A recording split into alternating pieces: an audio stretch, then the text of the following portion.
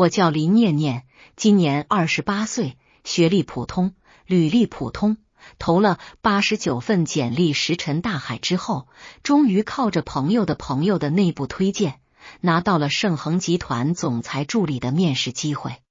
面试那天，我穿了唯一一件像样的白衬衫和黑色西装裙，对着镜子练了整整1个晚上的微笑和自我介绍。盛恒集团的大楼矗立在 CBD 最金贵的地段，整栋大厦都是他们的。我站在楼下仰头看的时候，脖子差点折了。面试官是一个看起来很干练的中年女人，姓周，后来我才知道她是总裁办的一把手。她翻了翻我的简历，皱着眉头问我有什么特长。我想了半天，说了一句比较能吃苦。她看了我一眼，那种眼神怎么说呢？不像是嫌弃，更像是同情。我当时不懂那个眼神是什么意思，后来才知道，盛恒集团总裁办3年换了6个助理，我是第7个。前面6个，最短的干了3天，最长的撑了4个月，离职原因五花八门，但归根结底就一条：总裁宋怀瑾太难伺候了。但我那时候不知道啊，我只知道我终于有工作了，月薪2万，5险1金。对于一个连续被89家公司拒绝的人来说，这简直就是天上掉馅饼。我签完合同那天，兴奋地在出租屋里蹦了好几圈，给我养的那盆快死了的绿萝浇了水，又给我妈打了个电话，说妈，我找到工作了，是大公司，可厉害了。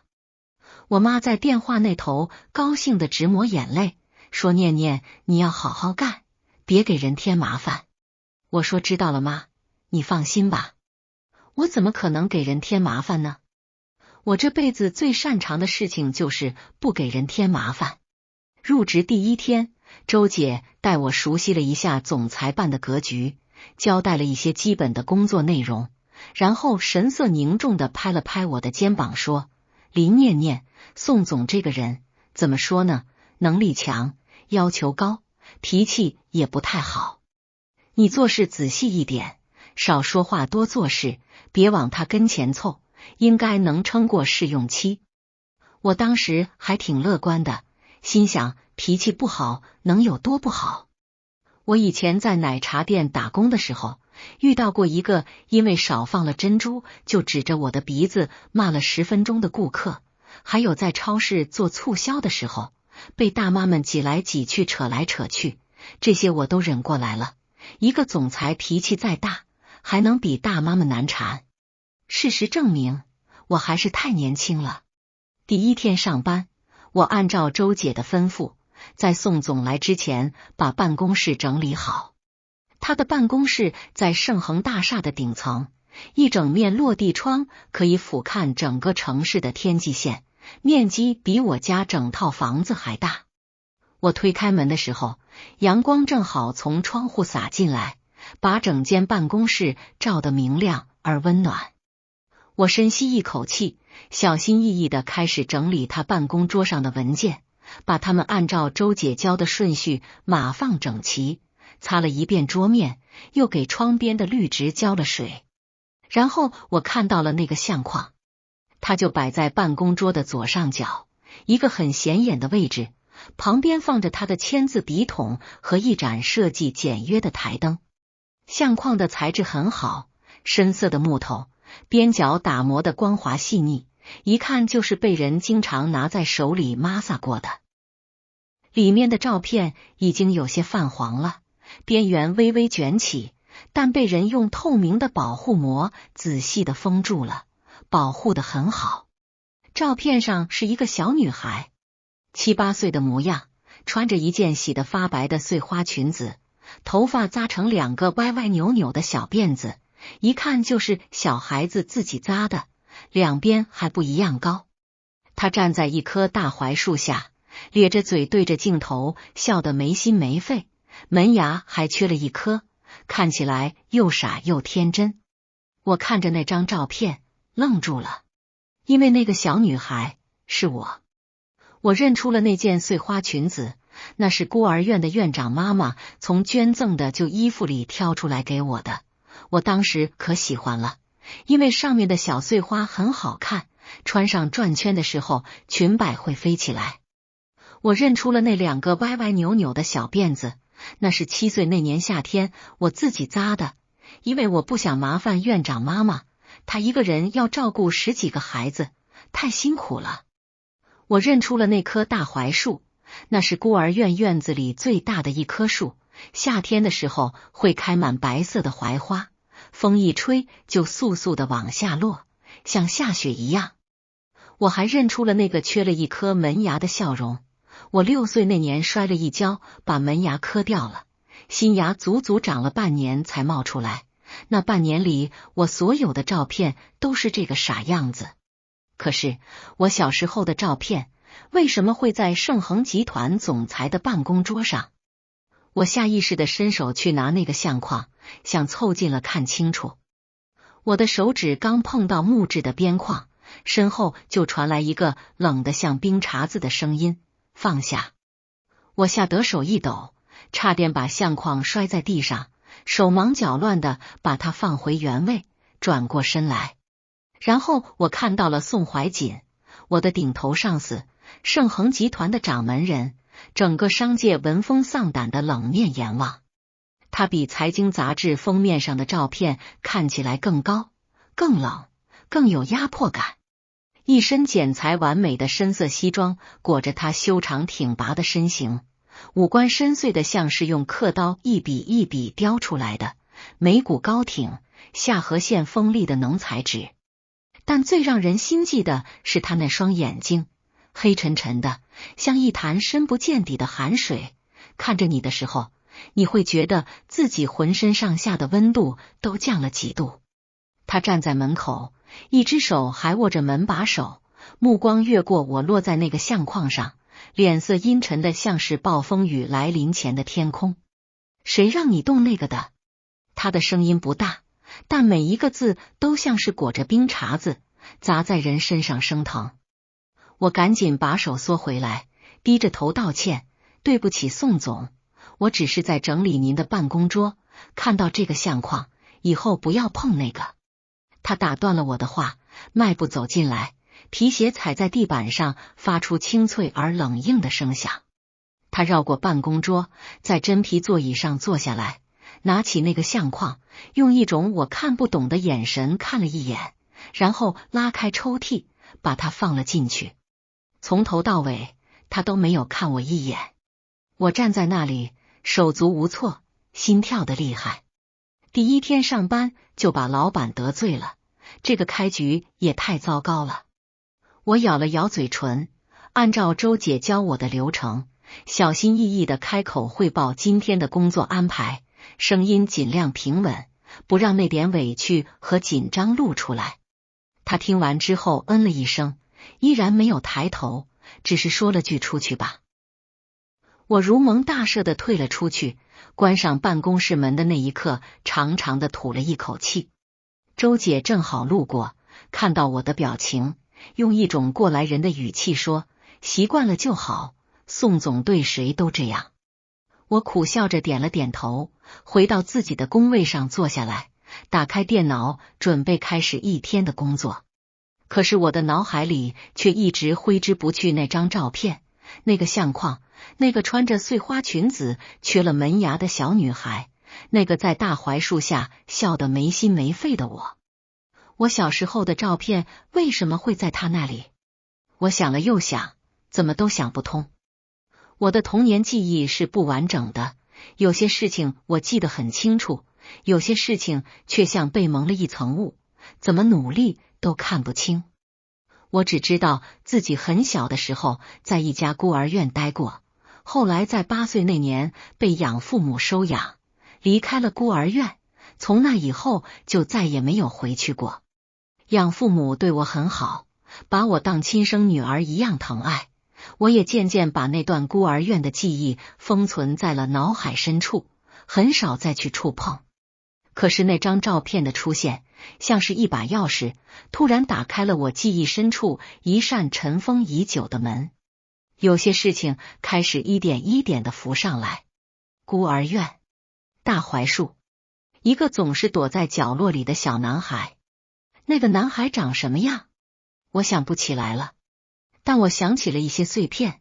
他总是被人欺负，院子里的其他小孩会抢他的东西吃，把他推到地上，冲他扔泥巴，骂他是没人要的野种。他很瘦，瘦得像一根豆芽菜，缩在墙角里瑟瑟发抖，一双眼睛又大又黑，里面盛满了这个年纪不该有的恐惧和绝望。而我会挡在他面前，我也不知道那时候哪来的勇气。我明明自己也是一个瘦瘦小小的黄毛丫头，个子还没那些欺负人的孩子高，但我就是见不得他们欺负他。我会张开双臂挡在他前面，像一只护崽的小母鸡，对那些比他高比他壮的孩子大声喊，不许欺负他，谁再欺负他我就告诉院长妈妈。有时候他们会哄笑着一哄而散，有时候他们会连我一起推搡。我摔过好几次，膝盖磕破了皮，手掌擦出了血，但我从来不在他面前哭。我会爬起来拍拍身上的土，转头对他露出一个笑容，缺了一颗门牙的笑容，说没事了，你别怕，有我在，他们不敢再欺负你了。他总是不说话，只是用那双黑沉沉的大眼睛看着我，里面有我看不懂的东西。后来我们就成了形影不离的朋友，他走到哪里我都跟着，我走到哪里他也跟着，像两只靠在一起取暖的小动物。我记得他不太爱说话，但跟我在一起的时候偶尔会开口，声音很低很哑，像是很久没有用过嗓子一样。他会在我膝盖流血的时候笨拙的用树叶和草茎给我包扎，会把分到的糖果偷偷塞进我的口袋里，会在我晚上因为想妈妈而哭的时候爬到我的床上来，不说话，就只是静静的陪着我。我们约定过什么？他跟我说过什么？那是一句很重要的话，重要到我把它埋在了记忆的最深处，上面盖了一层又一层的土，假装自己已经把它忘了。可他到底说了什么？我怎么想都想不起来了。一整个上午我都心不在焉，脑子里全是那张照片和那些零零碎碎的记忆片段。中午吃饭的时候，我在茶水间遇到了前台的小姑娘，叫小杨，是个刚毕业的大学生，性格活泼话又多。她端着饭盒凑过来跟我搭话，3句话不离总裁的八卦。林姐，你今天第一天见宋总吧？怎么样，是不是很帅？小杨挤眉弄眼的问我。我戳着碗里的米饭，含糊的嗯了一声。但是也很恐怖对吧？我跟你说，我来了3个月了，每次给他送文件手都在抖。上个月市场部的陈总监被他骂得当场哭出来，一个大男人，哭得稀里哗啦的。小杨压低声音，像在分享什么不得了的秘密。听说宋总这么多年一直单身，身边连个女人都没有，大家私下都猜他是不是那个，你懂的。我对宋总的感情状况没有任何兴趣，但我对他的过去产生了强烈的好奇。我装作不经意地问了一句，宋总他是哪一年进的盛恒啊？小杨歪着头想了想，我听说他是宋家找回来的孩子，好像10几岁才回到宋家，之前好像是在什么福利机构长大的，具体的我也不太清楚，这些都是公司的老员工私下传的，宋总自己从来不提。10几岁才回到宋家，之前在福利机构长大。我的筷子顿了一下，他以前在哪家福利机构，你知道吗？我的声音尽量保持平淡，但握着筷子的手指关节已经微微泛白了。小杨摇了摇头，这哪知道啊，宋总的事情谁敢乱打听，那不是找死吗？我哦了一声，低下头继续戳米饭，心里却翻涌着惊涛骇浪。下午的工作让我没有太多时间去想这些事。宋怀瑾的日程排得像打仗一样，一个会接着一个会，文件堆得像小山一样高。我光是整理这些文件就忙得脚不沾地，还要随时准备应付他的各种指令。他的指令永远简洁、精准，不留任何余地，像是一道道军令，语气冷得让人后背发凉。3点之前把这份合同审核完，告诉市场部方案重做，明天早上9点之前我要看到新的，订今晚飞香港的航班，最晚1班。我就这样在忙碌中度过了入职的第1个星期。宋怀瑾对我的态度始终是那副冷冰冰的样子，不亲近也不刁难，把我当成一个工具人，用完了就让我出去。我每天在他面前出现的时间加起来不超过20分钟，但这20分钟足够让我提心吊胆一整天。那个相框再也没出现过。他把抽屉上了锁，我每天整理他办公桌的时候都会看到那个上了锁的抽屉，心里像是有只小猫在挠。我很想问，但又不敢。他说的对，关我什么事呢？我现在只是他的助理，一个随时可能像前面6个一样卷铺盖走人的小助理，有什么资格去打探他抽屉里的秘密？可是心底那个疑问却像一颗种子，埋进了土里，就开始生根发芽，越长越大，越长越疯。因为我越来越确定，那张照片上的小女孩就是我。那种确定没有任何证据支撑，纯粹是一种直觉，一种源自记忆最深处的本能。就像你在茫茫人海中突然听到一首儿时听过的歌，你明明已经忘记了歌词和旋律，但那个声音响起来的瞬间，你的身体比你的大脑先一步做出了反应，眼眶发酸，心跳加速，浑身的汗毛都竖了起来。我不光认出了那张照片，我也认出了他。宋怀瑾就是当年孤儿院里那个瘦瘦小小的男孩。这个念头第一次冒出来的时候，我自己都吓了一跳，因为这太荒谬了，荒谬到我怀疑自己是不是想多了。盛恒集团的掌门人，那个让整个商界闻风丧胆的冷面阎王，怎么可能是我记忆里那个被人抢了糖也不敢吭声，缩在墙角里瑟瑟发抖的小豆芽？可是有些细节对得上，他的左耳垂上有一颗小痣，很小，不仔细看根本发现不了。我记得那个小男孩的左耳垂上也有一颗小痣，我当时还伸手去摸过，说你这颗痣好好看，像一颗小芝麻。还有他偶尔抿嘴唇的动作，下唇微微往里收，像是在咬什么东西。那个小男孩紧张的时候也有这个习惯动作，他会咬自己的下嘴唇，咬得发白了都不松开。我每次都要伸手去掰他的嘴，说别咬了，再咬就破了。还有他那双眼睛，那双黑沉沉的大眼睛，和18年前一模一样。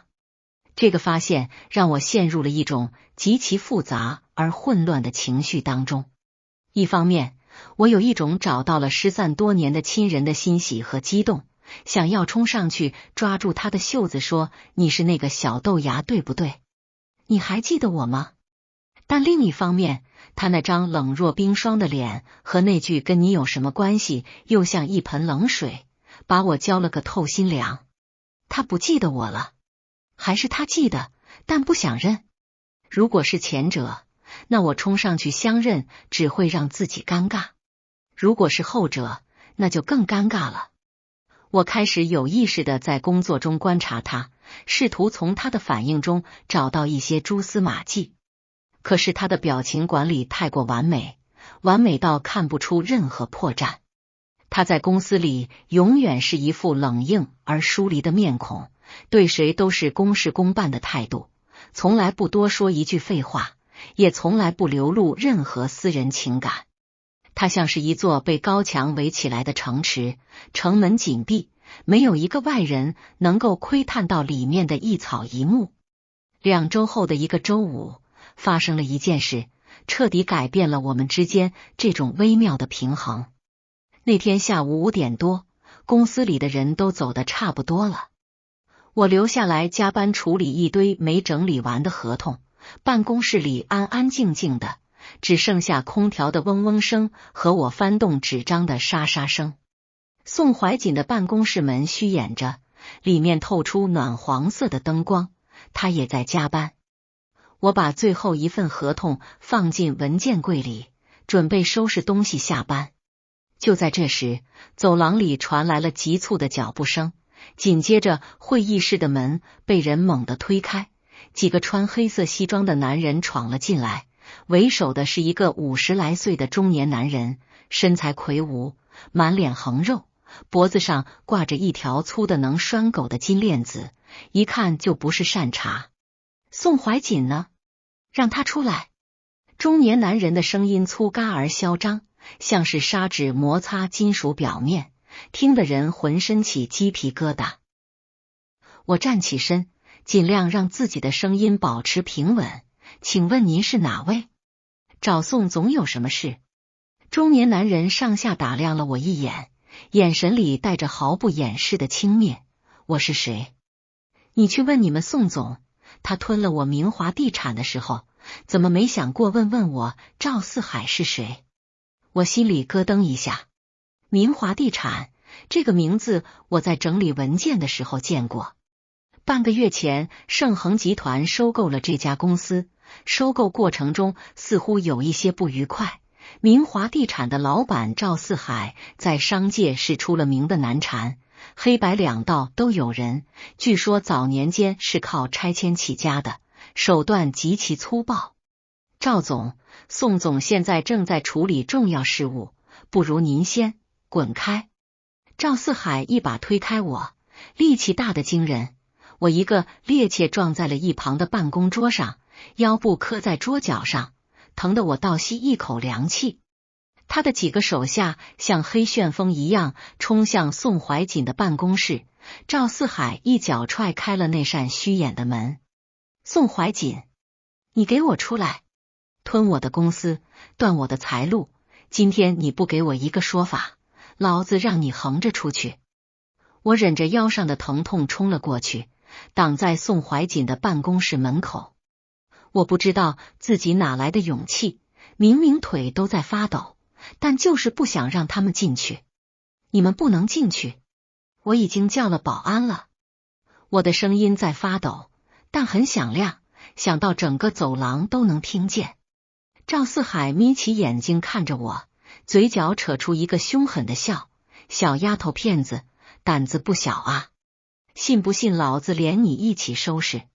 他抬起手，那巴掌蒲扇似的，眼看就要落下来，然后一只手从身后伸过来，稳稳地握住了赵四海的手腕。宋怀瑾不知道什么时候站了起来，他的身影从办公室门口头出来，像一座山一样笼罩在我身后。他的手指修长而有力，扣在赵四海粗壮的手腕上，指节因为用力而微微泛白。赵四海的表情从凶狠变成了错愕，他试图挣脱，但宋怀瑾的五指像铁钳一样纹丝不动。赵总，宋怀瑾开口了，声音平静得像一潭死水，但每一个字都裹挟着让人不寒而栗的压迫感。有什么事冲我来，动我的人，你是活腻了。这句话像一道惊雷在我耳边炸开。我的人，他说我的人。赵四海的脸涨成了猪肝色，他用力甩开了宋怀瑾的手，后退一步，色厉内荏地指着宋怀瑾的鼻子。宋怀瑾，你别以为有钱就了不起，我告诉你，这事儿没完。宋怀瑾低头整了整自己的袖口，动作从容而优雅，仿佛刚才什么都没发生过。他抬起眼皮看了赵四海一眼，那眼神淡漠的像在看一只嗡嗡叫的苍蝇。赵总，你在城东的那块地手续不全吧？私自变更土地用途，违规建设商业体，审批材料上还有几处造假。他每说一句，赵四海的脸色就白一分。你觉得如果我把这些材料递到有关部门，你还会站在这里跟我说话吗？赵四海的脸彻底垮了，额头上渗出了豆大的汗珠。他张了张嘴，嘴唇翕动了几下，最终什么都没说出来。他身旁的一个手下凑到他耳边小声说了句什么，赵四海脸色变了几变，恶狠狠地瞪了宋怀瑾一眼，转身带着人灰溜溜的走了。临走时还撞倒了一个垃圾桶。走廊里安静了下来。宋怀瑾转过身，目光落在我身上，他的眉头微微皱起，那双黑沉沉的眼睛从上到下扫了我一遍，最后停留在我捂着腰的手上。受伤了？他的声音依然没什么温度，但比平时少了几分冷硬。我摇摇头，咬着嘴唇说没事，就是磕了一下。他没有说话，转身走进了办公室。我以为这件事就这么过去了，心里有些失落，又觉得自己这失落来得莫名其妙。我弯腰去扶那个被撞倒的垃圾桶，后腰传来一阵钝痛，我嘶了一声，动作僵在了半空。然后宋怀瑾走了出来，手里拎着一个医药箱。他走到我面前，把医药箱放在桌上，打开，取出了一瓶红花油和一包棉签。然后他抬眼看了我一眼，语气不容置疑，坐下。我愣愣地看着他，大脑一片空白。宋怀瑾，那个开会时能把一个总监骂哭的宋怀瑾，那个每天冷着一张脸，像是全世界都欠他钱的宋怀瑾，那个连正眼都不看我一眼的宋怀瑾，正在亲自给我拿药。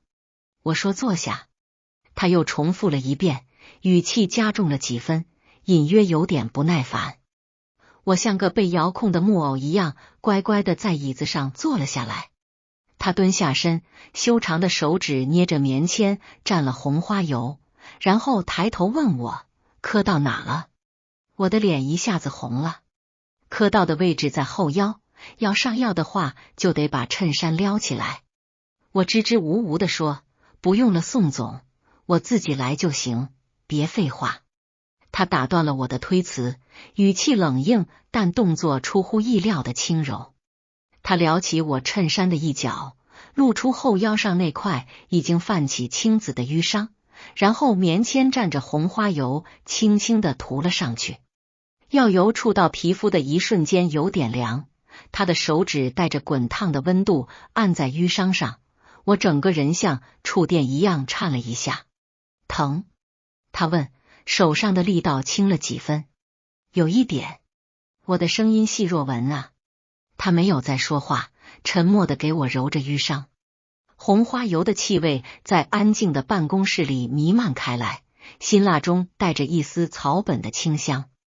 他揉得很有耐心，力道不轻不重，手法居然意外的熟练，像是做过很多次一样。我不知道怎么想的，也许是这难得的平静让我卸下了一些防备，也许是红花油的味道太冲，冲昏了我的头脑，又也许只是那句话憋在我心里太久了，再不问出来我就要原地爆炸了。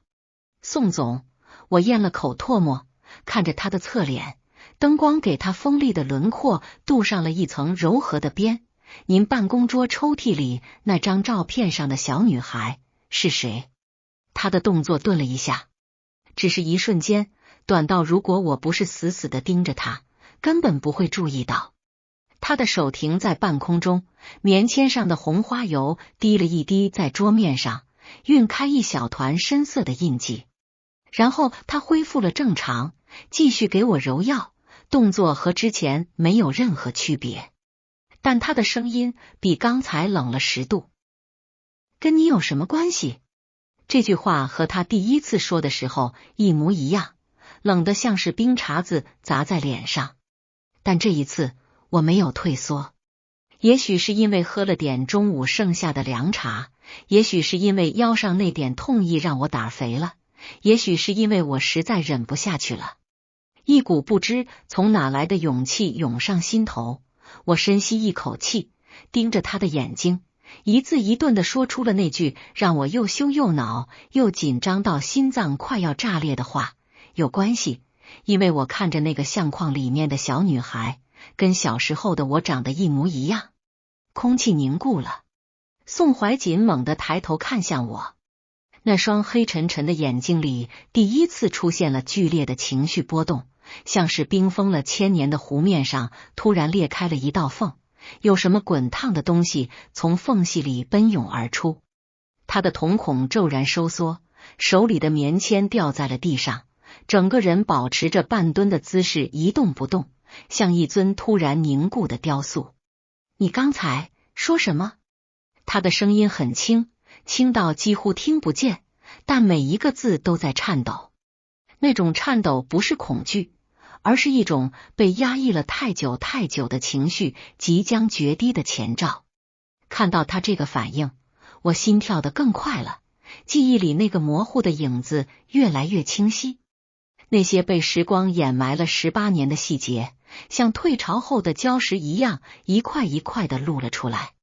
你以前叫小豆芽是不是？因为太瘦了，院长妈妈说看着就像一根豆芽菜。我的声音也开始发抖了，眼眶里涌上一股酸涩的热意。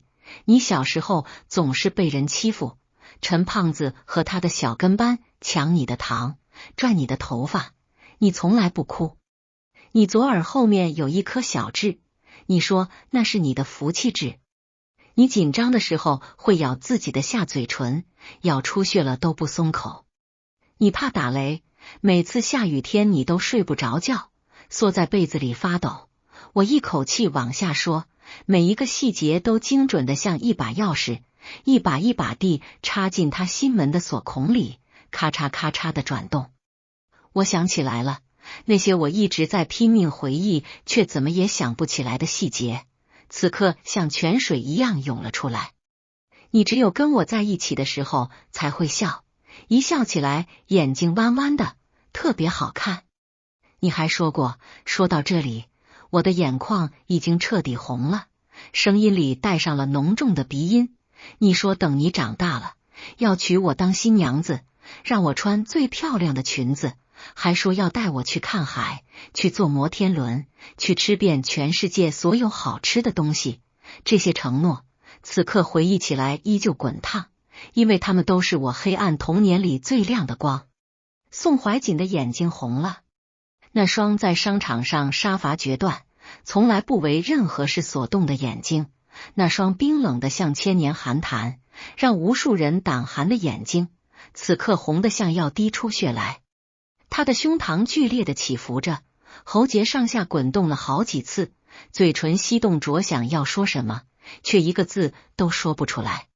他伸出手，手在半空中剧烈的颤抖着，像是想要碰触我的脸，又害怕一碰我就会消失。他小心翼翼的，带着一种近乎虔诚的姿态，轻轻地抚上我的头顶，指尖拨开我耳后的一缕碎发。然后他看到了我耳后那个小小的但粉色的疤痕，那是我6岁那年为了保护他，被陈胖子推倒后磕在石头上的，流了很多血。他吓得脸都白了，用自己的衣服袖子死死按住我的伤口，哭着喊你不要死，你不要死。后来我缝了3针，他一直守在医务室外面不肯走，院长妈妈怎么劝都没用。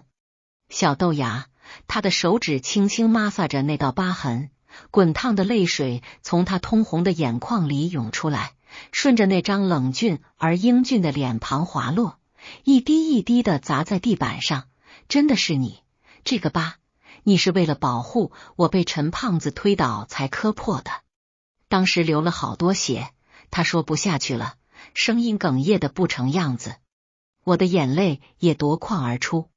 18年，我从来没有想过18年后我们还能再见面，更没想过会以这样的方式重逢。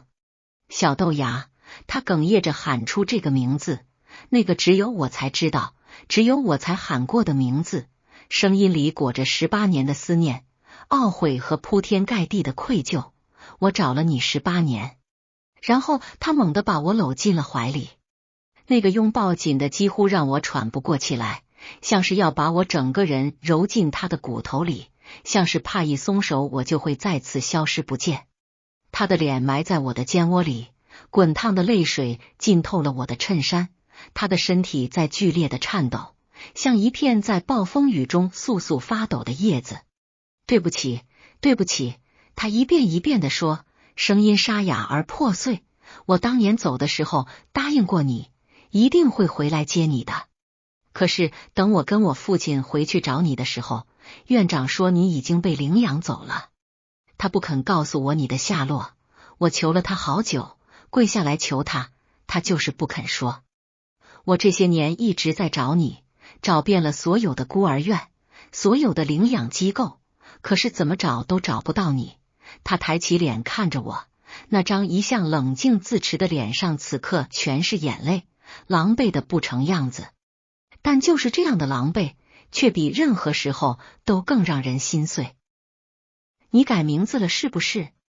你以前不叫林念念，你以前叫林小草，我就是按这个名字去找你的。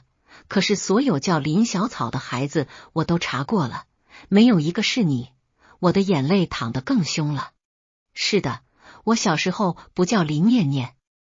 我在孤儿院的时候，院长妈妈叫我小草，因为我像野草一样，在哪里都能活。后来养父母领养了我，他们给我改了名字，叫林念念，念念不忘的念念。他们希望我忘记过去，开始新的生活，所以也改了所有收养文件上的名字，抹去了那段历史的一切痕迹。宋总，不，小豆芽，我靠在他怀里，哭得说不出一句完整的话来。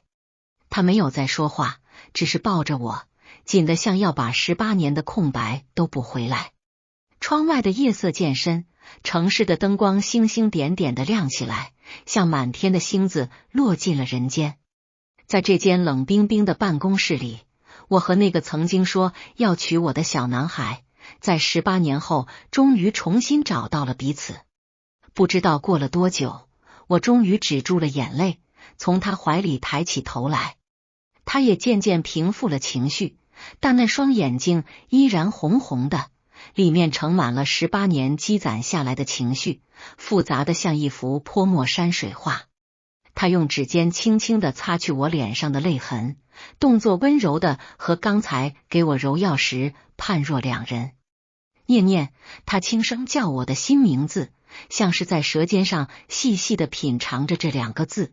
念念，这个名字好，念念不忘，必有回响。他站起身，走到办公桌前，掏出钥匙打开了那个抽屉。他拿出那个相框，小心翼翼地捧在手里，然后走回来，把它放在我面前的桌上。这么多年，我一直把它放在身边，放在我看得见的地方。他垂眸看着那张泛黄的照片，目光温柔的像一汪春水。每年你生日那天，我都会对着这张照片许愿，希望你还活着，希望你能过得很好，希望老天爷能让我再见你一面。他顿了顿，抬起眼看我，眼底的温柔里掺杂进了一丝后怕和自责，声音沉了下去。我从来没有想过，你就在我身边，离我这么近，我却没有认出你来。我这些天对你那么冷淡，那么凶，对不起，念念，对不起。我摇了摇头，破涕为笑，没关系，我也没有认出你。谁能想到当年那个小豆芽现在长得这么高这么帅，还这么凶。他愣了一下，然后也笑了。那是我第一次看到他真正的笑容，不是商场上那种客套的疏离的笑，而是一个发自内心的带着点傻气的笑。眼角弯出细纹，露出一排整齐的白牙，整个人的气质都变了，从一座冷冰冰的冰山变成了一汪温暖的春水。你还跟小时候一样，嘴不饶人。他说，你也跟小时候一样，动不动就红眼睛。我回嘴，我们2个对视着，眼眶都还是红的，却都笑了出来。那个笑容里有18年的时光倒流，有失而复得的喜悦，有千言万语堵在心口却不知从何说起的手足无措。后来那瓶红花油在桌上晾了一整夜，谁也没再管它。而那张槐树下的旧照片终于被他从抽屉深处拿了出来，重新放在了办公桌上。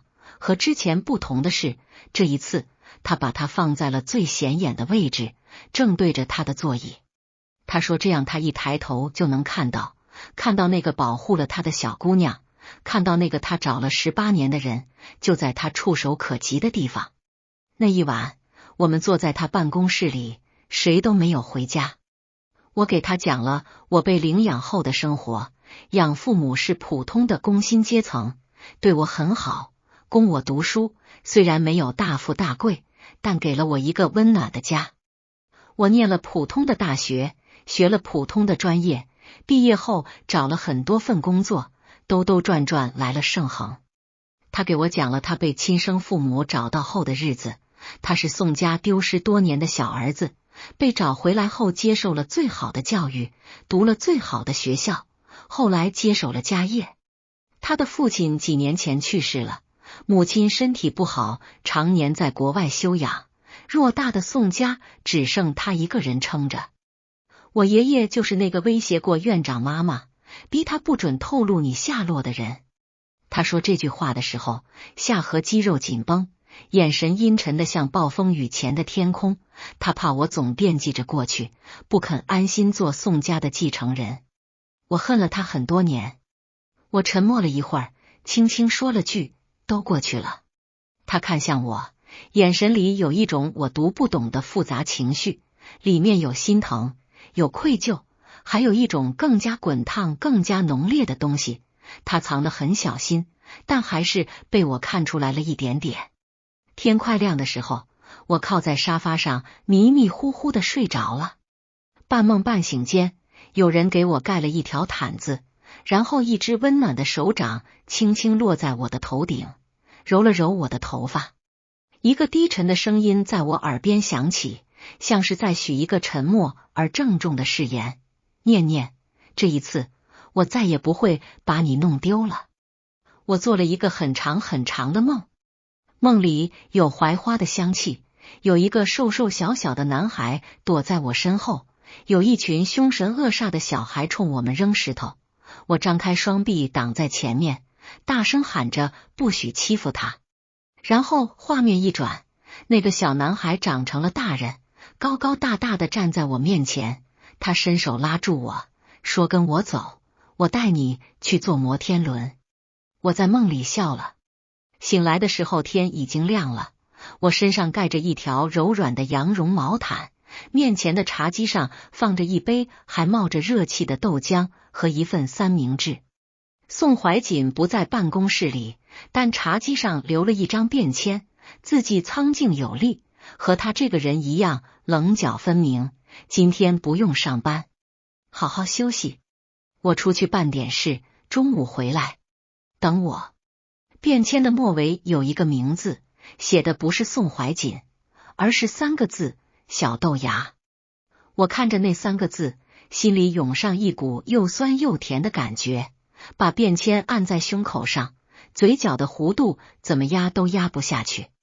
当年的小豆芽和当年的小草，兜兜转转18年，终于又相遇了。这次重逢是我们之间故事的起点，而我们都不曾想到，这平静而甜蜜的开端只是命运给予的短暂慰藉，更大的风浪还在后面等着我们。那个念念不忘的名字背后，还藏着一个所有人都不知道的秘密。我已经不是当年那个天真懵懂的小女孩了。而宋怀瑾也不知道，我走进盛衡，从来就不是偶然。在我被养父母领养的那一年，我丢失的不只是名字，还有关于我身世的全部真相。孤儿院院长妈妈在临终前给我寄了一封信，那封信里藏着一个关于我亲生父母的秘密，而这个秘密和宋家有着千丝万缕的联系。但此刻我什么都来不及想，来不及算，心里只有一个念头，我也找了他很多年，只是我的寻找和复仇有关。窗外的城市在晨光中苏醒过来，新的一天开始了。我坐在盛恒集团顶层总裁办公室的沙发上，裹着他给我的毯子，手里攥着那张写了小豆芽3个字的便签，闭上了眼睛。有眼泪从眼角滑落，滚进了嘴角，又咸又涩，还有一丝不易察觉的甜。那是重逢的味道，也是宿命的味道。宋怀瑾回到办公室的时候已经是下午了，我正坐在沙发上翻看手机，听到门响，抬起头，看到他拎着大包小包走进来，样子有些滑稽，一个西装革履、身家100亿的总裁，2只手各提了5、6个购物袋，5颜6色的袋子晃来晃去，和他整个人的气质形成了强烈的反差。他走进来的时候还被门框绊了一下，踉跄了一步，耳根悄悄泛起了红。我忍不住笑出了声，宋总，您这是去打劫商场了？他把购物袋放在茶几上，摸了摸鼻子，表情有些不自然。别叫我宋总，听着别扭。那叫你什么？我歪着头看他，小豆芽。他的耳根更红了，从耳朵间一路蔓延到脖子。堂堂盛恒集团掌门人，商界闻风丧胆的冷面阎王，被一个小豆芽叫得面红耳赤，手足无措。这幅画面要是被外面那些员工看到了，不知道要惊掉多少下巴。叫怀瑾就行。他清了清嗓子，指着茶几上的购物袋转移话题，给你买了点东西，你看看合不合适。我狐疑地打开第一个袋子，里面是一条裙子，国际大牌的新款，真丝面料，剪裁精致，颜色是温柔的雾霾蓝。我翻开吊牌看了一眼价格，差点把眼珠子瞪出来，6万8。第二个袋子，一双同品牌的高跟鞋，3万2。第三个袋子，一套护肤品，2万5。第四个袋子，一个包，经典款的铂金包。第5个，第6个，第7个，我越翻越心惊肉跳，到最后一个袋子的时候，手都在抖。这些所有东西加起来的金额，我这辈子不吃不喝都不一定赚得到。你疯了？我抬起头看他，声音都变了调，这些东西够我花好几辈子了。我不能要，你当然能要。宋怀瑾在我对面的沙发上坐下来，那双黑沉沉的眼睛认真地看着我，里面有一种不容拒绝的固执。18年，我欠你18个生日礼物，今天先把第一批补上。可是这也太贵重了，念念。他打断了我的推辞，身体微微前倾，双手交握放在膝盖上，姿态认真的像在谈一笔几十亿的生意。你知道我这18年最后悔的事情是什么吗？不是没有早点找到你，虽然那也是，而是当年离开孤儿院的时候，我什么都没能留给你。我走的那天，身上连一颗糖都没有，想送你点什么当纪念都拿不出来。我坐在那辆来接我的黑色轿车里，透过车窗看着你站在槐树下朝我挥手，你笑得那么开心，以为我只是出去一趟，马上就会回来。你根本不知道我再也不会回来了。他的声音低沉而缓慢，每一个字都像是从胸腔里碾出来的，带着沉重的回响。我那时候就想，等我有钱了，我要给他买全世界最好的东西，要把她宠成这个世界上最幸福的公主，要把我欠她的所有时光加倍的补回来。我的鼻子一酸，眼眶又开始发热。所以他看着我的眼睛，一字一顿地说，不要拒绝我，念念，让我把这些年欠你的一点一点的还给你，好不好？我张了张嘴，喉咙里像是堵了一团棉花，什么话都说不出来。从小到大，我都是那个付出的人，那个照顾别人的人，那个不给人添麻烦的人。在孤儿院里，我是所有小朋友的姐姐，照顾比我还小的孩子，帮院长妈妈干活。在养父母家里，我懂事的不像一个孩子，从不开口要任何东西，生怕给他们添一点麻烦。工作以后更是如此，一个人扛着所有的事情，习惯了什么都靠自己。从来没有人这样对过我，从来没有人把我当成需要被呵护、被宠爱、被捧在手心里的公主。而此刻，这个男人坐在我对面，红着眼眶，笨拙的拎着10几个购物袋，用谈几10亿生意的严肃口吻跟我说要把全世界最好的东西都给我。我用手背胡乱抹了一把脸，发现自己不知道什么时候又哭了。我深吸一口气，扬起一个带着泪光的笑，点了点头。好。宋怀瑾的表情一下子放松了下来，他眉眼间紧绷的线条舒展开，嘴角扬起一个真正的发自内心的笑容。那个笑容干净而纯粹，带着几分孩子气的开心，仿佛时光倒流，他又变成了当年那个拿到了糖果就会偷偷塞进我口袋里的小男孩。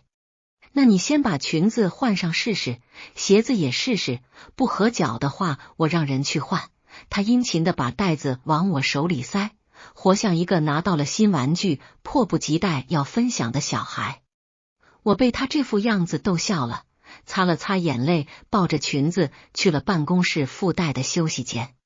换好之后，我推门出来，有些不好意思地扯了扯裙摆。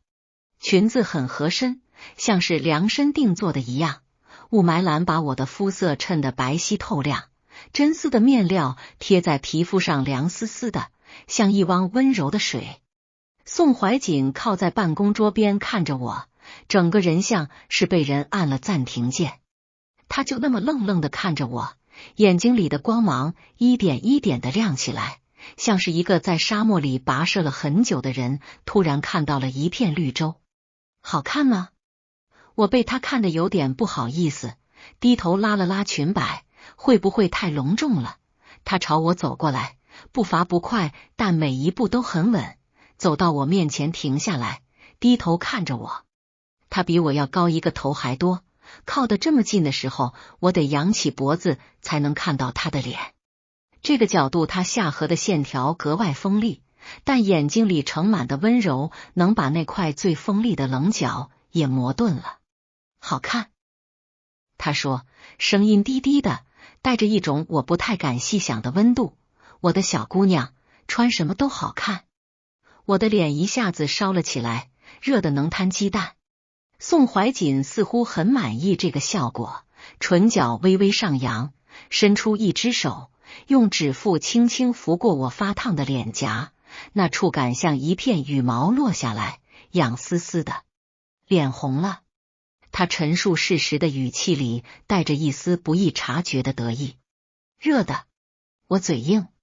空调开着22度。闭嘴。他低低的笑了一声，那笑声从他的胸腔里震动出来，低沉而温暖，听得人心间发颤。他收回手插进裤袋里，歪着头看我，目光里带着一种不加掩饰的欣赏和占有，像一只慵懒的猛兽在看自己领地里的猎物。走吧，带你去吃好吃的。他说。啊？现在？不是在上班吗？我是老板，我说了算。他挑了挑眉，理直气壮的令人发指。再说了，老板带助理出去吃饭，这叫商务宴请。商务宴请带去吃路边摊吗？他眨了眨眼睛，理所当然的反问，谁说商务宴请不能吃路边摊？我被他的逻辑打败了。于是下午2点，盛恒集团的员工们看到了让他们终生难忘的一幕，他们冷若冰霜，不苟言笑，连笑一下都像是恩赐的宋大总裁，脱了西装外套搭在手臂上，衬衫袖子挽到手肘，领带松松垮垮的挂在脖子上，带着新来的小助理大摇大摆的穿过1楼大堂，走出了公司大门。他的表情很平静，但眼角眉梢全是掩饰不住的笑意，那种笑像一束从冰层裂缝里露出来的阳光，让人看了觉得整个世界都亮了。前台小杨手里的笔掉在了地上，张着嘴目送他们离开，半天没合上。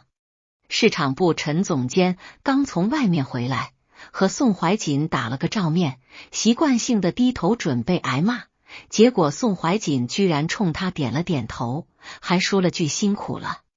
陈总监吓得差点当场心梗，站在原地愣了足足半分钟，然后掏出手机给他老婆发了条消息：老婆，我觉得我可能快死了，我刚才出现幻觉了。而我对这一切浑然不觉，跟着宋怀瑾上了他那辆黑色的迈巴赫，一路开到了老城区的一条小巷子口。他停好车，轻车熟路的带着我七拐八弯，在一家不起眼的小店门口停下来。店门窄的只能容一人通过，招牌旧的字都快看不清了，但门口排着长长的队，全是端着一次性纸碗埋头猛吃的人。这家的馄饨是全城最好吃的，我吃了10几年了。宋怀瑾说着，很自然地拉起我的手，穿过排队的人群，跟老板打了个招呼。老板是一个60多岁的老大爷，看到宋怀瑾眼睛一亮，操着浓重的本地口音招呼道：小宋来了。还是老规矩，2碗鲜虾大馄饨。3碗。宋怀瑾伸出3根手指。老大爷看了看我，又看了看宋怀瑾拉着我的手，脸上的皱纹笑成了一朵菊花。哟，小宋带女朋友来了，这姑娘长得真俊。我的脸又红了，想把手抽回来，宋怀瑾握得更紧了。他面不改色的纠正道：不是女朋友。我心里莫名一沉。然后他接着说，声音不大，但足够让周围所有人都听清楚，是我找了18年的人。周围排队的人齐刷刷的看向我们，目光里全是八卦的光芒。我的脸红得快要爆炸了，恨不得找个地缝钻进去。宋怀瑾却若无其事的拉着我在角落里的小桌子旁坐下，拿了3双筷子，分给我1双，自己1双，还有1双放在桌子中间。为什么是3碗？我问他，还有人来吗？他摇了摇头，脸上的笑容淡了几分，目光落在中间那碗冒着热气的馄饨上，眼神幽深而柔软。还有1碗是给我们小时候的，那时候在孤儿院，我们2个人分1碗馄饨，你每次都把肉馅夹给我，自己只喝汤吃面皮。我跟你说，等我有钱了，要请你吃好多好多碗馄饨，一人1碗不够，要一人2碗、3碗，吃1碗到1碗都行。我想起来了，那是一个冬天，孤儿院的伙食特别差，连续吃了1个星期的白菜炖粉条。我实在是馋了，偷偷翻墙出去，用捡废品攒了大半年的零钱买了2碗馄饨。我端回去的时候，馄饨已经凉了一半，但小豆芽看到的时候，眼睛亮得像2盏小灯笼。我们2个人头碰头的趴在床上，共用1双筷子，你一口我一口的吃完了2碗馄饨。我偷偷把碗里所有的馄饨都夹到了他那边，自己只喝汤，骗他说我已经吃过了不饿。结果肚子不争气的咕咕叫了起来，被他发现了。他当时什么都没说，只是把最后1个馄饨咬成2半，一半塞进我嘴里，一半自己吃了。那天晚上，他在我的枕头底下塞了1张纸条，用歪歪扭扭的铅笔字写着：小草，等长大了，我一定让你天天有馄饨吃。那个纸条被我一直藏在书包的夹层里，后来搬了很多次家，不知道什么时候弄丢了。但那些字一笔一画都刻在了我心里。我收回思绪，看着桌上那第3碗馄饨，汤面上飘着翠绿的葱花和亮晶晶的油花，热气袅袅升起，模糊了我的视线。我吸了吸鼻子，拿起筷子，低头吃了一口。馄饨皮薄馅大，虾仁弹牙鲜甜，汤底浓郁鲜香，一口下去，整个人都暖了。不知道是因为馄饨太好吃，还是因为对面坐着的这个人，我的眼泪又不争气的涌了上来，啪嗒啪嗒的掉进了碗里。别哭。宋怀瑾的声音从对面传来，带着无奈和心疼。你再哭，我就把店买下来，天天让你吃馄饨。我被他这句话逗得破涕为笑，抬起袖子擦眼泪。你能不能不要动不动就买这个买那个，像个暴发户一样？暴发户有什么不好？他理直气壮，我辛辛苦苦赚这么多钱，不就是给你花的吗？你赚钱的时候又不认识我，怎么不认识了？他看着我，目光深沉而认真。我这18年做的每一件事，赚的每一分钱，都是为了有一天找到你之后，能让你过最好的生活。我所有的努力，所有的坚持，所有的咬牙走到今天，都是因为你在那个槐树下朝我挥手的样子。他顿了一下，声音低了下去，带着一种压抑了太久的浓烈情感。所以，林念念，你从来都不是我赚钱之后才遇到的人，你是我赚钱的全部理由。我傻了。筷子悬在半空中，馄饨从筷间滑落掉回碗里，溅起一小朵汤花。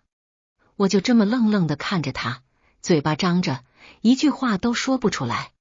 这个男人刚才说了什么？他说他这18年做的所有努力，赚的每一分钱，都是为了我。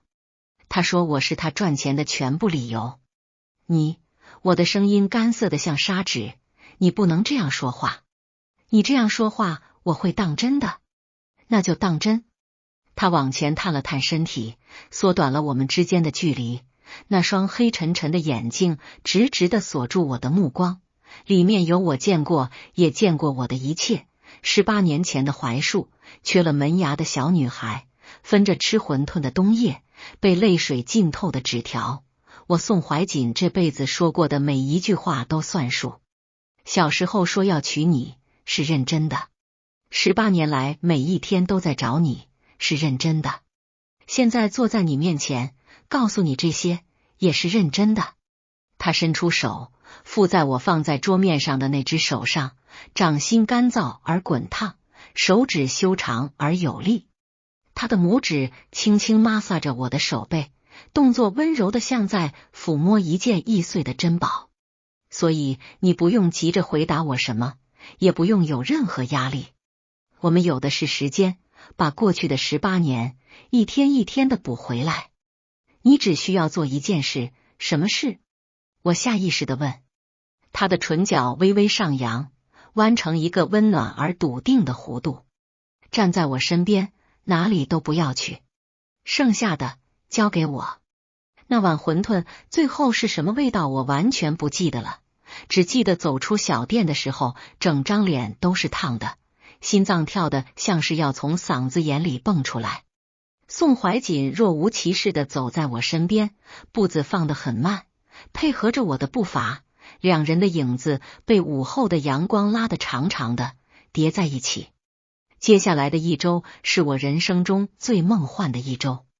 宋怀瑾在公司里依然是那个杀伐决断的冷面总裁，开会的时候照样能把人骂得抬不起头来。但所有人都不约而同地发现了一件事，只要我在场，他的脾气就会好很多。准确地说，不是好很多，是好的离谱。周杰有一次私下拉着我的手，用一种饱经沧桑的过来人语气对我说：“林念念，你身上是不是带了什么法宝？宋总今天开晨会的时候，财务部把报表搞错了一个数据，按照惯例那人得被骂哭，结果宋总只是说了句改过来就行。你知道当时整个会议室里有多少人以为自己出现了幻听吗？”我干笑着打哈哈，心想我能说什么呢？难道告诉周姐，你们宋总昨天晚上给我发了200多条微信，从晚安到睡不着到你在干嘛到明天早餐想吃什么，最后凌晨3点还给我发了一张他小时候的照片，配文是你看我当年多丑。他当年一点都不丑，就是太瘦了，但现在也不胖。宋怀瑾的变化被所有人看在眼里，议论纷纷。公司内部的八卦群里热闹得像过年一样，各种猜测层出不穷。有人说林助理是宋总失散多年的亲妹妹，有人说她是某个大领导的女儿来微服私访。最离谱的是小杨提出来的一个猜测，他说林助理会不会是宋总找了18年的初恋。他在群里提出这个猜测的时候，所有人都发了一排哈哈大笑的表情，说小杨你偶像剧看多了吧，这种剧情编剧都不敢这么写。小杨愤愤地关掉了群聊。但事情的转折出现在第2周的周3。那天下午，我正在工位上整理文件，内线电话响了。宋怀瑾的声音从电话里传来，一如既往的低沉简洁，但多了一丝不易察觉的温度。晚上有空吗？陪我参加一个晚宴。晚宴？我愣了一下，什么晚宴？一个商业酒会，协办参加的那种。他在电话那头顿了顿，补了一句，做我女伴。他说做我女伴这4个字的时候，语气自然的仿佛在说今天天气不错，但我听完之后整个人都懵了。商业酒会，协办参加，他的女伴。我低头看了看自己，白衬衫黑裙子的标准助理装扮和女伴这2个字之间的距离大概隔了一个银河系。我没有能穿去晚宴的衣服，我小声说。你有的。他的声音里带了一丝笑意，上次给你买的裙子里有一条墨绿色的，穿那条。6点半，地下车库，我等你。说完他就挂了电话，完全没有给我拒绝的机会。我深吸一口气，打开手机，发现他在5分钟前给我发了条微信，是一张截图，他把那场晚宴的出席名单发给了我。上面全是我只在财经新闻上见过的大佬名字，每一个拎出来都是身家100亿级别的人物。截图下面附了一句话，别紧张，有我在。我盯着那3个字看了很久，心里涌起一股复杂而甜蜜的情绪。下午6点，我换上了那条墨绿色的裙子，镜子里的自己让我有些陌生。剪裁完美的裙子勾勒出纤细的腰线，丝绒的质感在灯光下流转着低调的光泽，配上那双同色系的高跟鞋，衬得我整个人都挺拔了几分。我对着镜子画了个淡妆，把平时扎着的头发放下来，用卷发棒卷出几个自然的弧度，最后戴上了他送的那对珍珠耳环。6点半，我准时出现在地下车库。宋怀瑾靠在车门上等我，看到我的那一刻，他整个人像是被点了穴一样定住了。他的目光从上到下，又从下到上地扫过我，眼神里的温度急剧攀升，里面有毫不掩饰的惊艳和欣赏，还有一种更深的、更原始的情感。怎么了？我被他看得浑身不自在，下意识地拉了拉裙摆，哪里不对吗？他朝我走过来，步伐不快，但每一步都带着一种不容抗拒的气势。他走到我面前停下，低头看着我的眼睛，目光认真的像在看一幅西式名画。然后他抬起手，把我垂在耳边的一缕碎发轻轻拨到耳后，指尖若有若无地擦过我的耳廓，带起一阵酥酥的电流。我在想，他的声音低沉而缓慢，像是在自言自语，我上辈子到底做了什么好事，这辈子能重新遇到你。我的脸一下子红到了脖子根。你能不能不要突然说这种话？我小声抗议。哪种话？他明知故问，眼睛里带着促狭的笑意。就这种话。我恨不得把头埋进地缝里。他低低的笑了起来，伸手替我拉开了车门。那笑容在他冷峻的面容上绽开，像冰川融化后露出的春天，让人看了就移不开眼睛。晚宴设在城中最顶级的5星级酒店的宴会厅里，巨大的水晶吊灯从3层楼高的穹顶上垂下来，折射出璀璨的光芒。宾客们三三两两地聚在一起交谈，男士们西装笔挺，女士们珠光宝气，空气中漂浮着香槟和香水混合的味道。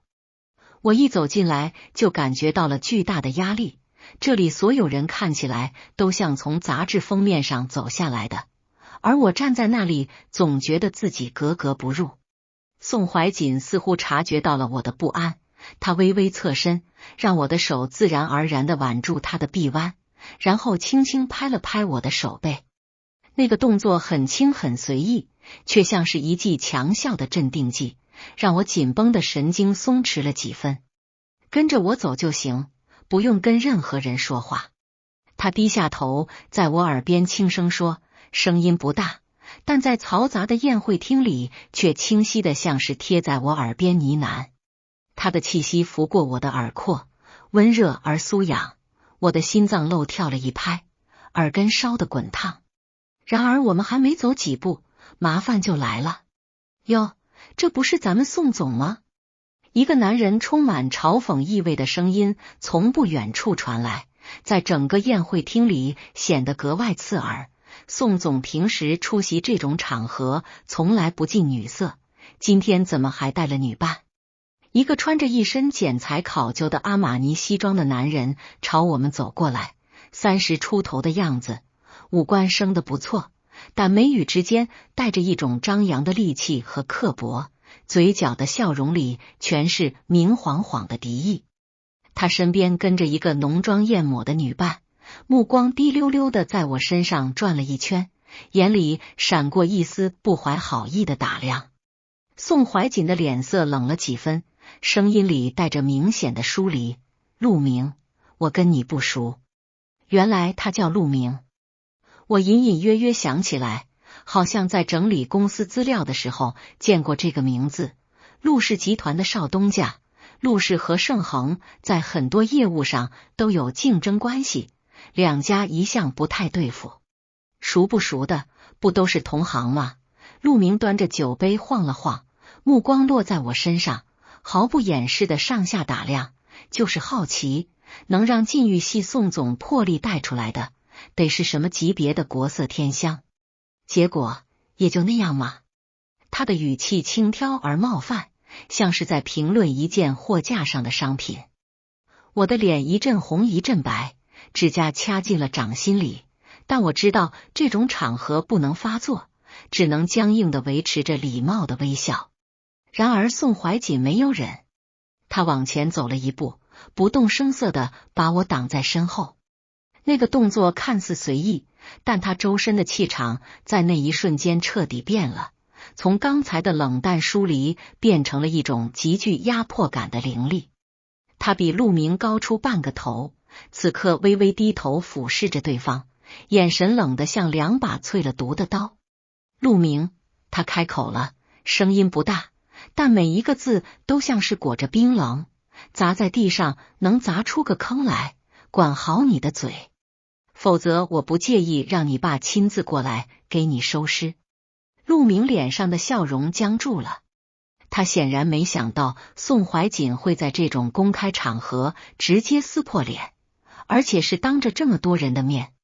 他的脸色变了几变，嘴唇翕动着想说什么，但撞上宋怀瑾那双冷得掉渣的眼睛，到嘴边的话又咽了回去。宋怀瑾，你，他咬牙道。我什么？宋怀瑾微微偏头，姿态散漫而倨傲，像一头慵懒的狮子在看一只跳梁小丑。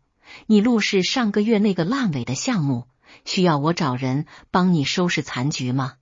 还是你觉得你爸在商界的那些老脸经得起我再踩一次？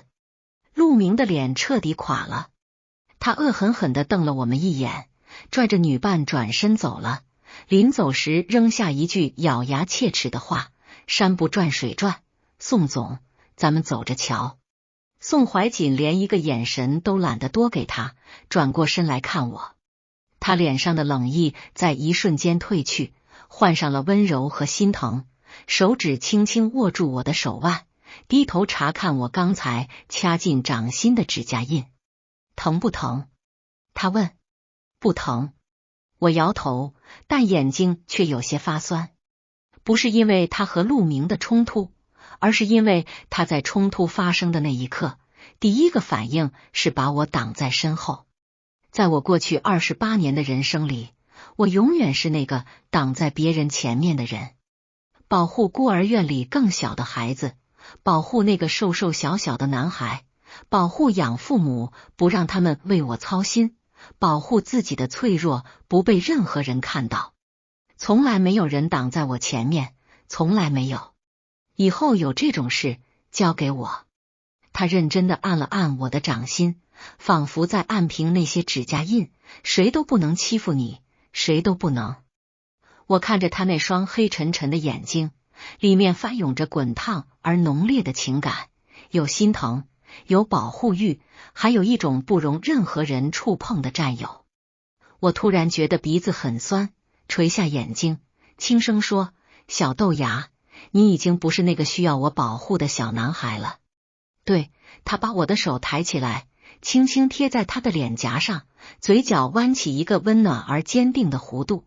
现在换我保护你了。宴会厅的角落里，一个穿着深红色礼服的女人端着酒杯，静静地看着这一切。她的目光在宋怀瑾和我之间来回逡巡，嘴角缓缓勾起一个意味深长的笑容。她看起来40岁出头，保养得宜的脸上看不出太多岁月的痕迹，但那双眼睛里沉淀着久经商场的精明和城府。他是苏婉清，苏氏集团的掌门人，也是这场晚宴的发起人之一。在整个商界，他的名字代表着一个传奇，白手起家，从一间小小的服装店做到如今横跨地产、金融、时尚的庞大商业帝国，手腕和魄力让无数男人都自愧不如。而此刻，他的目光落在我身上，眼神复杂的让人看不透。有意思。他轻轻晃了晃杯中的红酒，对着身旁的助理低声说了句什么。助理点头退下了。晚宴在觥筹交错中继续，宋怀瑾始终把我护在身边，不让我被那些繁复的社交礼节所困扰。有人过来寒暄敬酒，他总是轻描淡写的挡掉，或者用一个眼神让对方自觉的退避三舍。他的手始终牵着我的，或者轻轻搭在我的腰后，那是一个保护性的姿态，无声的宣告着这个人是我的，谁都不能碰。但危险从来不会只从一个方向来。一个低沉而苍老的声音突然从身后响起，像一把钝刀割破了宴会厅里浮华的气氛。怀瑾，这就是你最近反常的原因。宋怀瑾的身体瞬间绷紧了，他搭在我腰后的手微微用力，将我往他身后又带了带，然后缓缓转过身来。我也跟着转身，看到了一个拄着龙头拐杖的老人，在2名保镖的陪同下朝我们走来。老人至少有80岁了，头发花白，满脸皱纹，但他的脊背挺得笔直，一双浑浊的眼睛里射出犀利而冰冷的光。他穿着一身黑色的中式长衫，衣料考究，做工精细，拄着的那根拐杖的龙头扶手是用一整块翡翠雕成的，碧绿通透，价值连城。宋怀瑾的爷爷，宋家真正的掌权者，那个当年威胁院长妈妈，逼他不准透露我下落的人。我感觉到宋怀瑾握着我的手在微微用力，指节硌得我有些疼。他的下颌肌肉紧绷，声音里的温度降到了冰点。爷爷，您怎么来了？我要是不来，还不知道你在外面干的好事。宋老爷子冷哼一声，拐杖在地板上重重一顿，发出沉闷的响声。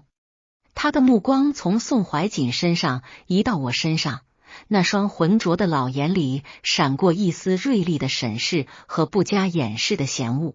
这就是你最近魂不守舍的原因。一个不知道从哪冒出来的野丫头。她不是野丫头。宋怀瑾的声音冷硬的像一块铁板，每个字都是砸出来的。她叫林念念。您不认识她，但您一定记得她。18年前，您派人威胁孤儿院院长，让他不准透露林小草下落的事情，您不会忘了吧？宋老爷子的脸色变了一变，但很快恢复了那副高高在上的威严模样。他上上下下打量了我好几遍，目光里带着一种让人极不舒服的审视，像在估量一件商品的成色，然后从鼻孔里发出一声轻蔑的冷哼。我当是谁？原来是当年孤儿院里那个黄毛丫头。他的声音里满是不屑。怀瑾，你找了这么多年，就找来这么个东西。宋家的门槛不是什么阿猫阿狗都能进的。你现在是盛恒的掌门人，你的一举一动都代表着宋家的脸面，不要做让家族蒙羞的事情。爷爷。宋怀瑾的声音骤然变冷，冷到连周围的空气都像是要结冰。我叫您一声爷爷，是因为您是我父亲的父亲，但这不代表您可以随意侮辱他。他往前走了一步，整个人的气场全部打开，像一柄出了鞘的利剑，锋芒毕露，气势凌厉的让人不敢直视。他的身高和气势完全碾压了拄着拐杖的老人，声音不高，但带着一种让人骨头缝里冒寒气的压迫感。我再说最后一遍，他是我找了18年的人，谁都不能动他，谁都不能说他一句不好，包括您。宋老爷子被孙子当众顶撞，气得手都在发抖，拐杖在地板上重重顿了好几下，发出咣咣的响声。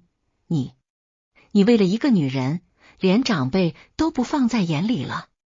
我敬您是长辈，所以这些年您做的那些事，我一件都没有计较。宋怀瑾的声音平得像一面结了冰的湖，但冰面下涌动着18年积攒的暗流。您当年逼院长妈妈隐瞒她的下落，害我找了18年，这笔账我还没跟您算。您今天最好就此打住，别逼我当着这么多人的面把宋家那些见不得人的事情翻出来。宋老爷子的脸色彻底变了，从愤怒的铁青变成了一种复杂的带着几分忌惮的苍白。他张了张嘴，拄着拐杖的手青筋暴起，但最终什么都没再说。他恶狠狠地瞪了我一眼，转身走了。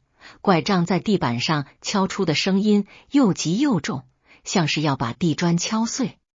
周围看热闹的宾客们纷纷收回目光，假装什么都没发生，继续觥筹交错。但空气中那种微妙的尴尬和紧张还没有完全散去，像一层薄薄的冰覆盖在宴会厅华丽的地板上。宋怀瑾深吸一口气，转过身来看我，他的眼神里有歉意，有心疼，还有一种不顾一切的坚定。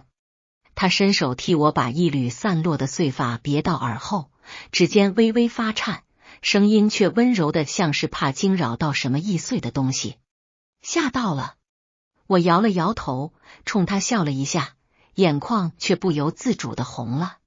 不是因为害怕，而是因为他刚才说那些话的时候，我看到了一个完全不同的宋怀瑾，一个为了我可以与整个世界为敌的男人。他的爷爷，他的家族，整个商界的舆论压力，他全都不在乎，只在乎我有没有受委屈。你爷爷那边会不会很麻烦？我小声问。不麻烦。他的回答干脆利落，没有任何犹豫。盛恒现在我说了算，宋家也是我说了算。他老了，该退就退了，翻不出什么浪来。他说这话的时候，语气平淡的像在陈述一个事实，但我注意到他眼底一闪而过的疲惫和阴翳。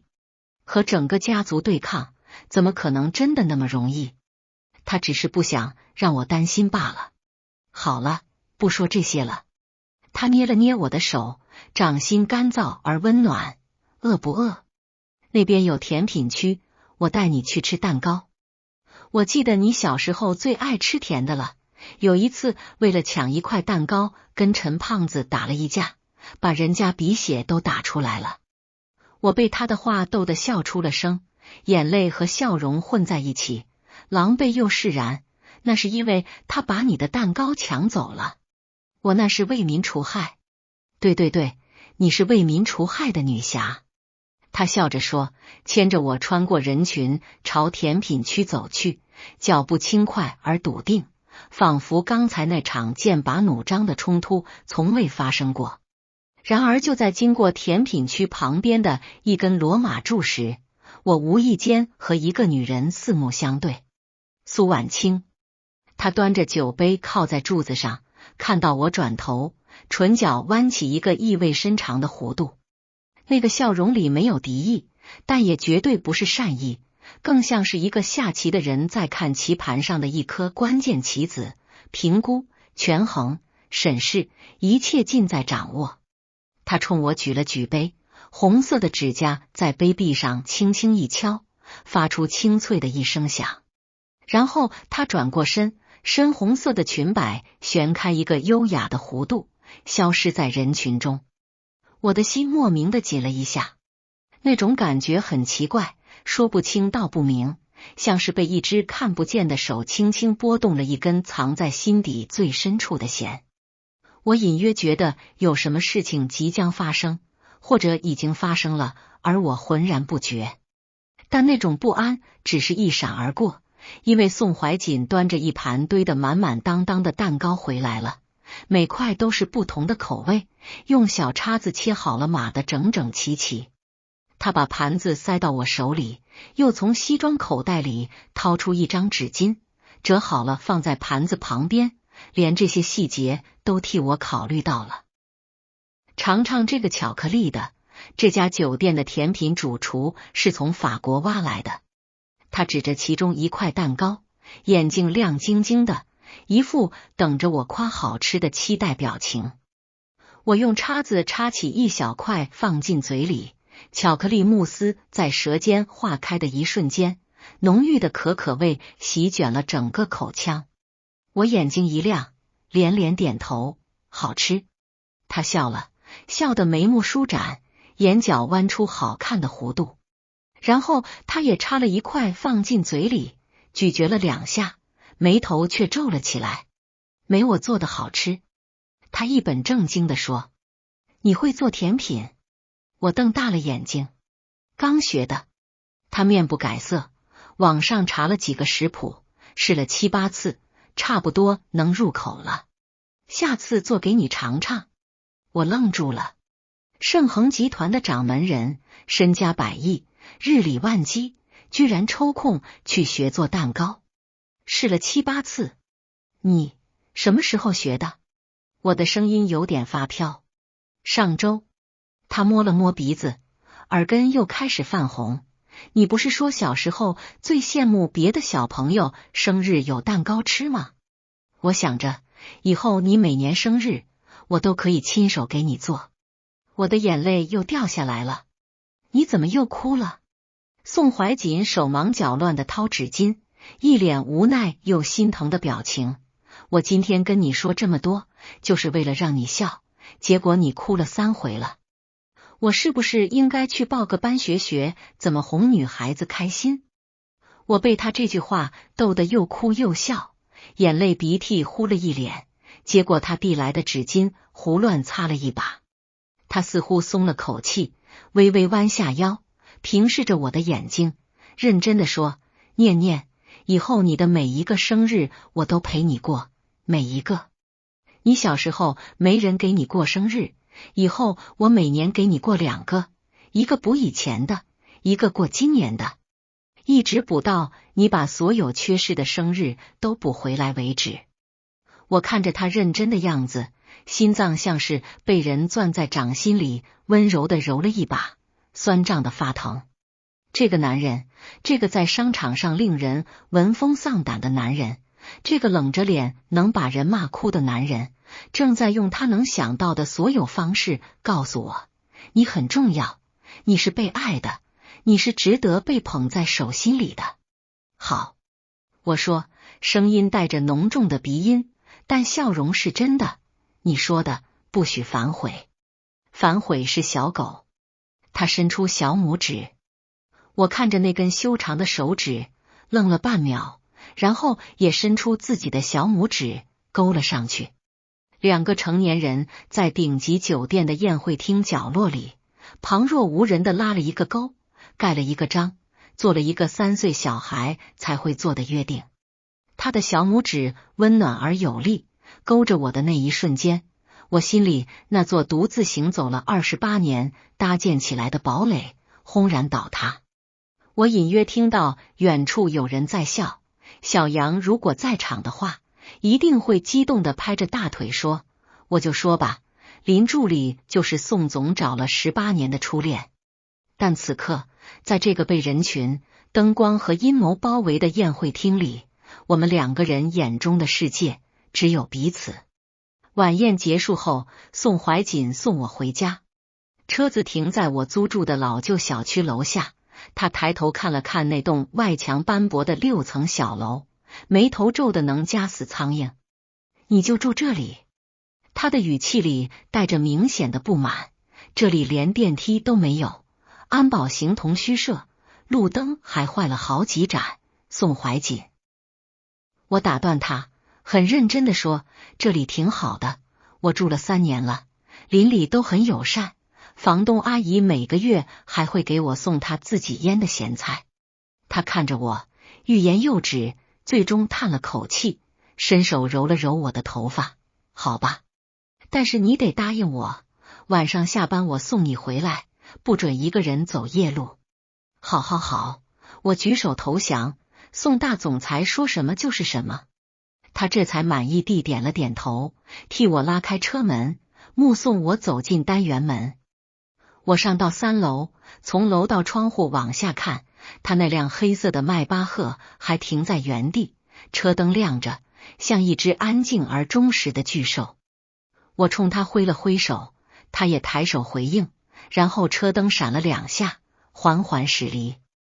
我靠在墙上，抱着自己的包，闭上眼睛，长长的吐出一口气，胸口满得像要溢出来，酸酸甜甜的，带着一种不真实的梦幻感。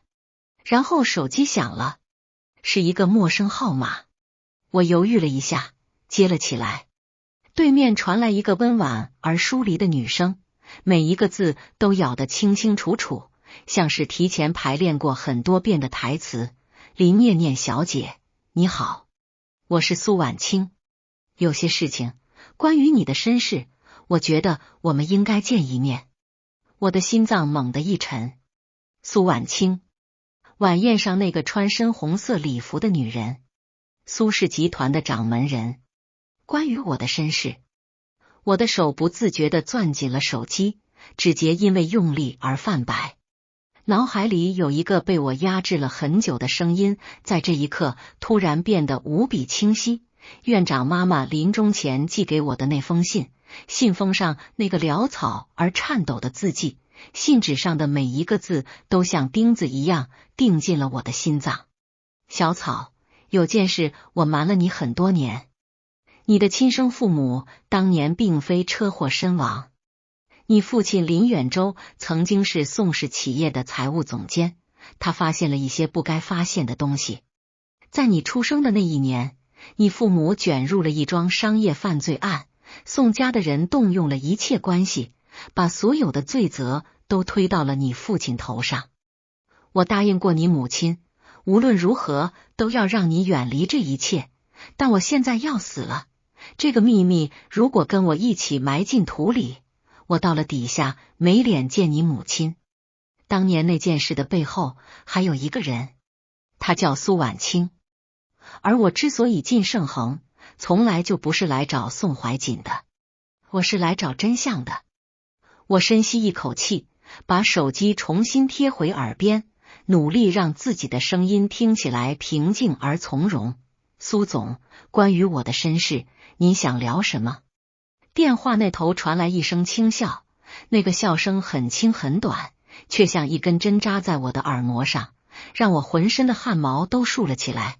林小姐，你比你父亲聪明多了。周三下午3点，苏氏集团顶层，我等你。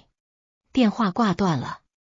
我站在昏暗的楼道里，手机屏幕的光照亮了我的脸，屏幕上倒映出我的眼睛，那里面有犹豫，有恐惧，但更多的是一种被压抑了太久，终于找到了出口的决绝。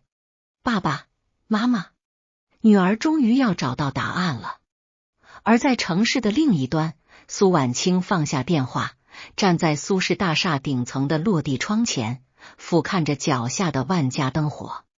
他的手里端着一杯红酒，猩红的酒液在杯中缓缓旋转，映着他唇角那个意味深长的笑容。28年了，他对着窗外的夜色自言自语，声音里带着一种说不清道不明的情绪。林远洲的女儿竟然自己送上门来了。